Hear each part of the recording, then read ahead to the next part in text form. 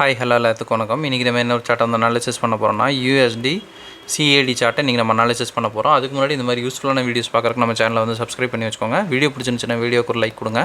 கமெண்ட்ஸில் உங்களுடைய தாட்ஸ் வந்து ஷேர் பண்ணுங்கள். ஏதாவது டவுட் இருந்தால் கூட கமெண்ட்ஸில் தாராளமாக கேட்கலாம். என்னுடைய அடுத்தடுத்த வீடியோஸில் இல்லைனா உங்களுடைய கமெண்ட் செக்ஷனில் நான் வந்து உங்களுக்கு ரெஸ்பாண்ட் பண்ணுறேன்.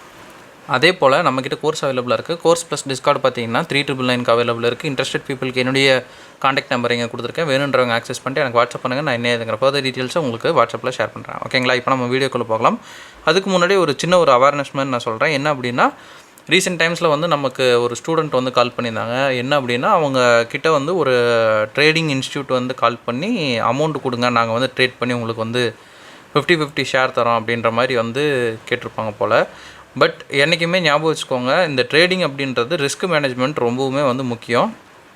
அவங்க என்ன வந்து இது பண்ணியிருக்காங்க அப்படின்னா, ப்ராஃபிட் வந்துச்சுன்னா 50-50 ஷேர் பண்ணிக்கலாம் அப்படின்னு.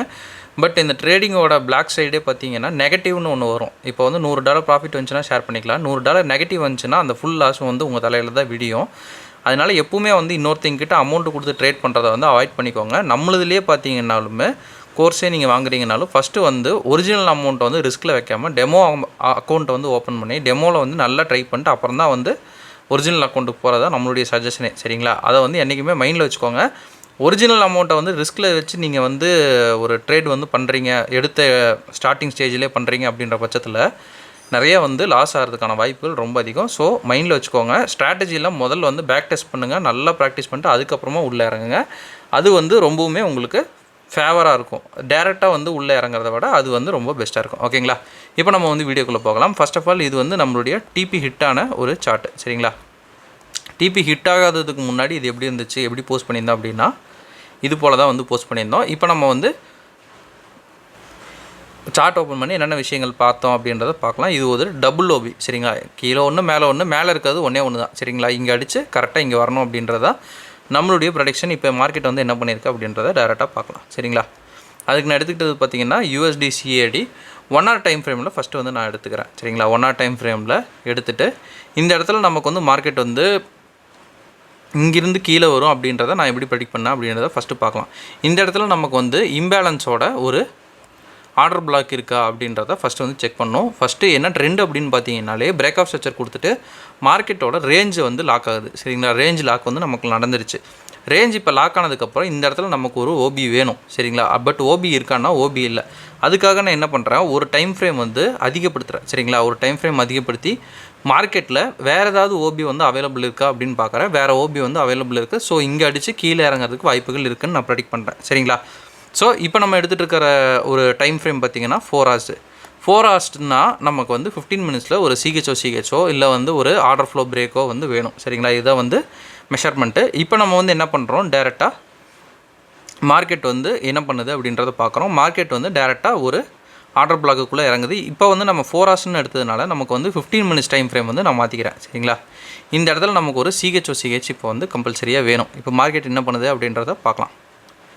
இந்த இடத்துல நமக்கு ஒரு சிஹெச் மார்க்கெட் கொடுக்குதா அப்படின்றத ஃபஸ்ட்டு பார்க்கலாம். மார்க்கெட் இந்த பிளேஸில் வந்து ஒரு சிஹெச் வந்து நமக்கு வந்து கொடுத்துருச்சு. சரிங்களா?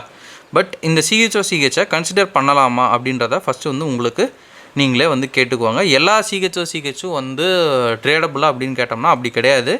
சிஹெச் இம்பல்ஸாக இருந்தால் மட்டும்தான் வந்து அதோட ட்ரெண்டு மாறிடுச்சு அப்படின்னு நம்ம கன்சிடர் பண்ண முடியும். எல்லா இடத்துலையும் எடுத்திங்கன்னா எஸ்எல் தான் வந்து விழுகும். பட் இங்கேயே நீங்கள் கொடுத்து 1 hour டைம் ஃப்ரேமுக்கு மேலே வந்து எஸ்எல் வைக்கிறீங்க அப்படின்னா வந்து கொஞ்சம் சேஃபராக இருக்கும். பட் ஸ்டில் அதுவுமே வந்து கொஞ்சம் பார்த்து வைக்கிறீங்க அப்படின்னா எஸ்எல் கம்மியாகவே நமக்கு மேலேயே கிடைக்கும். சரிங்களா?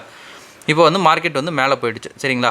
இது ஒரு நல்ல எக்ஸாம்பிள். இப்போ பார்த்தீங்கன்னா இம்பல்ஸாக வந்து உடச்சிருக்கு. இதுதான் வந்து இம்பல்ஸ்ன்னு நம்ம சொல்கிறது. இப்போ வந்து டேரெக்டாக நீங்கள் கொடுத்தாலும் ஓகே, இல்லை இன்டேரெக்டாக என்ன பண்ணாலும் ஓகே. பட் மார்க்கெட் என்ன பண்ணுது, எகெயின் வந்து நம்மளுடைய ஆர்டர் பிளாக் அப்படின்னு எடுப்போம்னா இது எடுக்கலாம். கிட்டத்தட்ட வந்து வந்துட்டு தான் போகுது. இங்கேயே நம்ம வந்து என்ட்ரி வந்து தாராளமாக கொடுத்துக்கலாம். நம்ம பிரேக் ஆகிற இடத்துலையே கூட என்ட்ரி தாராளமாக கொடுக்கலாம். சரிங்களா? பிரேக் ஆகுது அப்படின்னா ஒரு எக்ஸாம்பிளுக்கு சொல்கிறேன். இந்த இடத்துலையே வந்து லிமிட் ஆர்டர் ப்ளேஸ் பண்ணி இந்த இடத்துலையே கூட நீங்கள் தாராளமாக இறங்கிக்கலாம். சரிங்களா? இம்பல்ஸான ஒரு பிரேக் இருக்குது அப்படின்னா பிரச்சனை இல்லை. இப்போ நம்ம வந்து 1 hour டைம் ஃப்ரேமுக்கு நான் மாற்றிக்கிறேன்.